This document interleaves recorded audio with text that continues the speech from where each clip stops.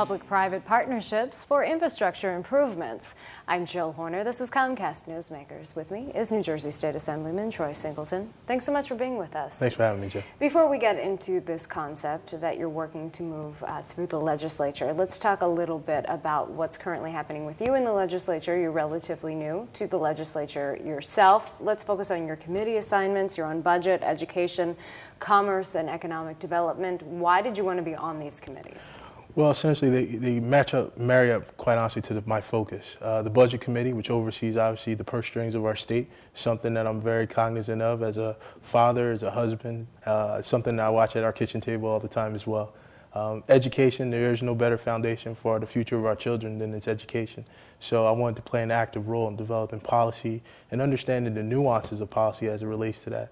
And commerce and economic development, with my background in organized labor, I think it's important to be in a position to affect the ability for us to create jobs and to move economic development forward in our state. And that's what you think this piece of legislation is actually going to do or is intended to do. And you say this actually marries the intentions of organized labor and the business community in one piece of legislation. It couples the dollars, public dollars and private dollars together. Talk to us a little bit about the focus on capital infrastructure and why this is where you think public and private dollars should be spent at this point. Thank you. The marriage that you talked about between organized labor and the business community, which sometimes doesn't happen very often, but the uniqueness about this is that the United States Chamber of Commerce as well as the United States AFL-CIO are both in agreement that we need to invest more money into our infrastructure program. What we've tried to do with the creation of our infrastructure bank here in New Jersey is we want to leverage private investment with public dollars to see that multiplier effect for those resources.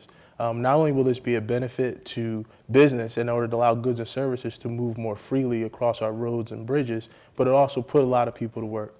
As I said, the multiplier that puts capital infrastructure that puts people to work is very significant, not only for the main direct jobs that go with it, but also the secondary market where restaurants and other service and suppliers will be able to benefit as well. So we're very excited about this opportunity and I'm hopeful to gain support of my fellow legislators as we move forward through the summer. So how would this piece of legislation actually work in terms of moving state dollars and putting them in conjunction with private dollars? You actually want to put aside $20 million of state money, but how would this partner up or pair up with private sector money? Certainly. What we would do is we set up a board within the state government to have oversight of these resources, the $20 million you talked about, and have it partner up and allow for private investment to tie together with this public resources in order to allow for the creation of a fund that will go out and then be able to create capital infrastructure projects and fund those.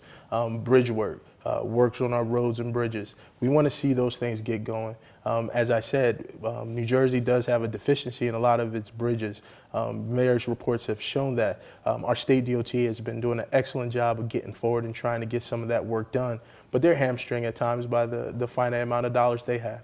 We want to be able to leverage private resources with the public dollar and get a better bang for our buck. How do you prioritize what projects receive this attention? I think that's actually the uniqueness about the bill. We don't get into the weeds of that because I don't think it should be a matter of the politics of the day to deciding which projects go first and which go last.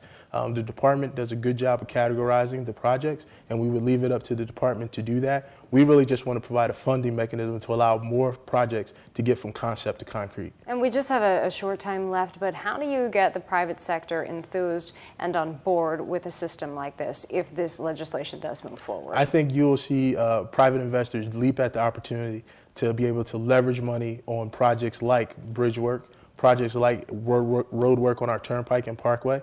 Essentially, they'll be able to get recoup money for that, but also get to put people to work whom they typically employ. So it's a win-win for both. Thanks for being with us. Thank you for having me. We've been talking with New Jersey State Assemblyman Troy Singleton. I'm Jill Horner.